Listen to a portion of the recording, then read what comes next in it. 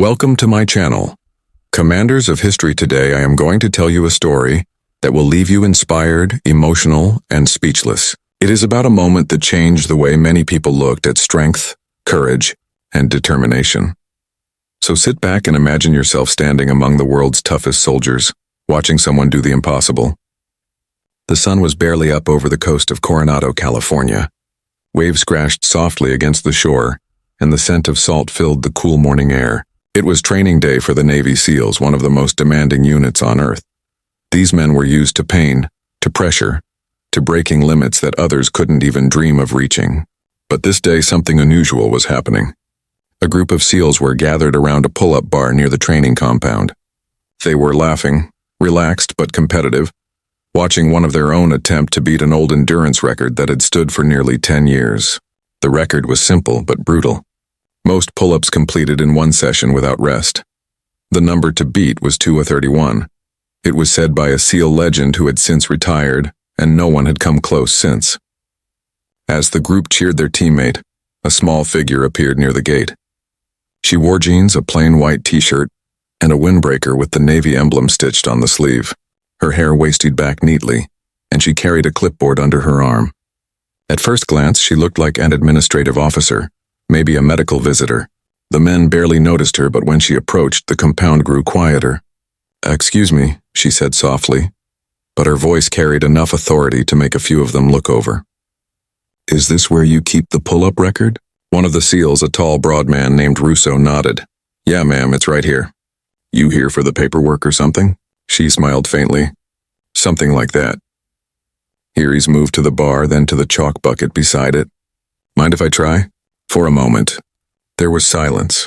The men exchanged glances, unsure if she was serious. Russo chuckled. "Ma'am, this isn't a demo for visitors. That record's no joke. Took a decade of broken hands and torn shoulders to even get close." "I understand," she said calmly, stepping closer. "But I'd still like to try." Another SEAL. Diaz grinned. "You trained with us before." "Not exactly," she replied. "But I've had some experience." They looked at her again. No visible muscles bulging through her shirt. No signs of a typical operator. She was compact, lean, and quiet. But her eyes, cold steel gray, held a kind of confidence that made the men stop joking. Russo sighed and nodded toward the bar. "All right then, ma'am. You can give it a shot, but I hope you're ready. We don't do pity rounds here." She smiled. "Neither do I." The air seemed to thicken as she stepped under the bar. She chalked her hands, tested her grip, and then, without hesitation, pulled herself up. Her body moved smoothly. No swinging, no jerking. Perfect form. 1, Diaz counted. 2, 3. The group gathered closer. Her rhythm didn't slow. Became 20, 20 became 50. There was not trembling in her arms, no uneven breathing. Every pull was precise, controlled, powerful. After a while, the laughter and jokes stopped completely. The only sounds were the rhythmic pull of her body and the distant roar of waves.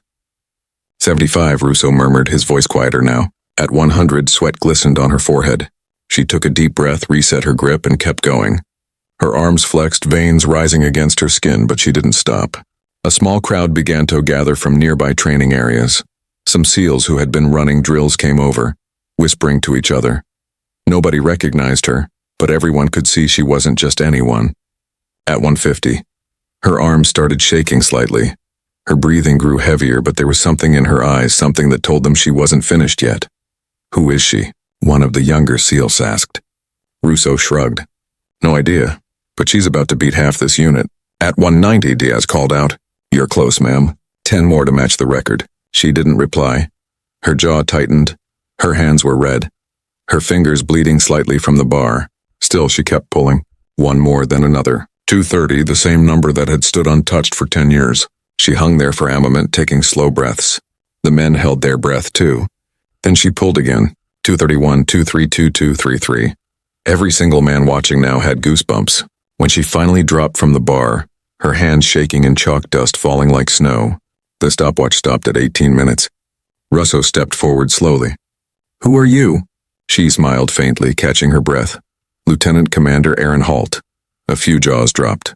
Someone whispered, "No way, the Aaron Holt." For those who didn't know, Aaron Holt was a name whispered in respect across multiple branches. She was one of the first female SEAL officers to complete Joint Special Operations training overseas.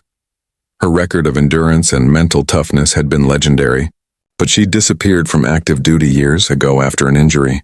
Many thought she'd retired quietly. Russo blinked, stunned. "I thought you were done," Chef finished softly. "Maybe, but I still believe in testing limits." The men stood silent, uncertain what to say. Holt looked at the bar again. "It's not about records," she said quietly. "It's about showing that strength isn't always loud. Sometimes it's quiet, steady, and patient. You don't need to shout to be strong." Her words hung in the air like Allison. One of the younger recruits, barely 20, stepped forward. "Ma'am, how did you do that? I mean, how do you keep going when your body's screaming at you to stop?" Hall looked at him and smiled gently. "You stop listening to your body for a while and start listening to your purpose. When you remember why you started, pain becomes noise, not a wall." The men nodded slowly, deeply moved. Later that day, after the crowd had left, Russo found Holt sitting on a bench near the ocean. Her hands were wrapped in gauze now. She stared at the water, lost in thought. He sat beside her quietly. "You really broke it," he said. "23, nobody ever thought it could be done." She didn't look at him. "Records are meant to fall," she said softly. "It means someone else can dream bigger now." Russo hesitated. "Why today?" "Why come back?" She finally turned to him. "Because I promised someone I would." He frowned. "Who?" She looked out toward the horizon again. "A friend. His name was Taylor. He was my training partner 10 years ago. He set that record. Said Noon would ever beat it, not because he was the strongest, but because he believed everyone needed something impossible to chase. He died during a rescue mission in Afghanistan. I thought maybe it was time someone showed him that his dream still lives on." Russell lowered his head. "He'd be proud." Holt smiled faintly. "I hope so." The wind picked up, carrying the sound of waves and seagulls. For a long time, they sat there in silence. When the sun began to set, painting the sky in orange and gold, the same young recruit from earlier approached again. He held a camera in his hand. "Ma'am," he said, "the guys want to hang your picture next to the record board. You okay with that?" She looked at him and nodded slowly. "Only if you write this under it," she said. "What's that?" She smiled. "Strength is not measured by muscles but by moments." He nodded, eyes glistening. "Yes, ma'am." As the camera clicked, capturing her against the glow of the sunset, every SEAL in that compound understood they had witnessed something that would stay with them forever. Later, when the video of her record-breaking moment reached social media, people around the world were stunned. Thousands shared her story, calling her the Silent Storm. But for Erin Holt, it wasn't about fame. She didn't care for headlines or interviews. For her, it was about a promise kept, a legacy honored, and a message sent to anyone who had ever been told they weren't strong enough. Days later, Russell received a small envelope in his locker. Inside was a note written in Holt's neat handwriting. "Tell your team this. Never underestimate quiet strength. Sometimes it's the kind that changes everything." And beneath the note was a photo of her and Taylor, young, smiling, in full uniform, standing by that same pull-up bar 10 years ago. Russo placed the photo beside the new record board where her name now stood. Every recruit who passed that wall paused, read her words, and felt something shift inside them. Because they all knew true strength doesn't shout. It simply endures.